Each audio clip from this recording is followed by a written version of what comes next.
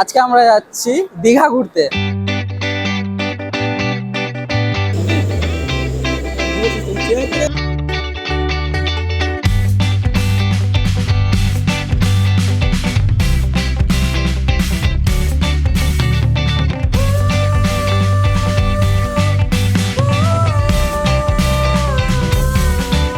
আসসালামু আলাইকুম বন্ধুরা। তো আজকে আমরা যাচ্ছি দীঘা ঘুরতে। আমরা প্রায় 3-4 জন যাচ্ছি।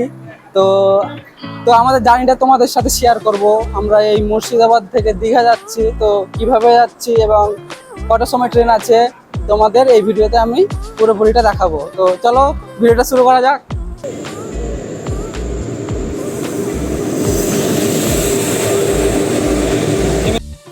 তো এখন আমরা আছি জঙ্গিপুর স্টেশনে। এই স্টেশন থেকে আমরা এটা শিয়ালদা যাওয়ার গাড়ি, এই গাড়িটাতেই আমরা যাব। এখন আমরা ট্রেনের মধ্যে প্রবেশ করে গেছি।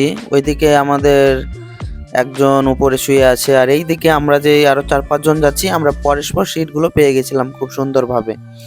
আমাদের ট্রেনটা ছাড়বে 12টা 8 মিনিটে। এখন আজ তো প্রায় আমাদের 12টা 8-এ ট্রেনটা ছেড়েছিল, তার জন্য মানে খুব তাড়াতাড়ি ঘুমিয়ে গেছিলাম, কিছু আর দেখাতে পারিনি। তো সকাল হলো, আমরা পৌঁছে গেলাম শিয়ালদা স্টেশনে।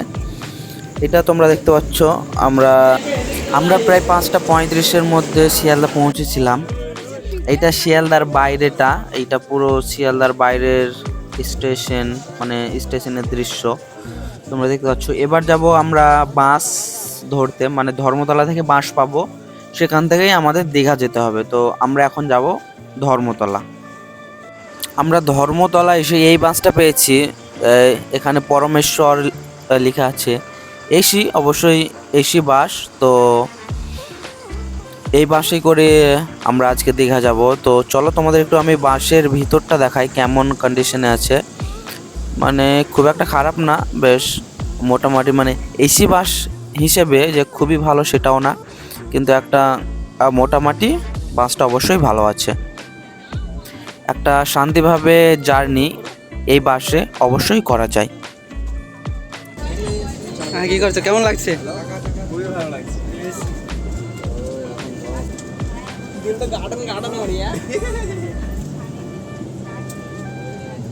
বাসটা সব দিক থেকেই ঠিকই আছে।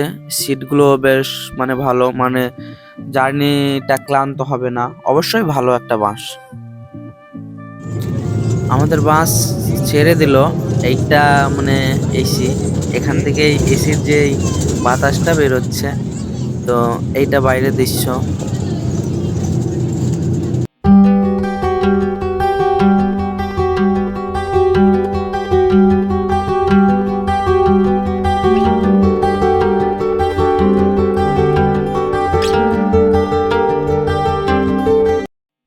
ধর্মতলা থেকে অর্ধেকটা আসার পর খাবারের জন্য এক দোকানে বাসটি দাঁড়িয়েছিল। তো আমরা বাস থেকে নেমে গেলাম। বাস থেকে নামার পরেই আমরা সেই সমুদ্রের দিকে যাচ্ছি। Do you want to see the sea? Let's go. চলো আমরা সেই সমুদ্রটা দেখে আসি।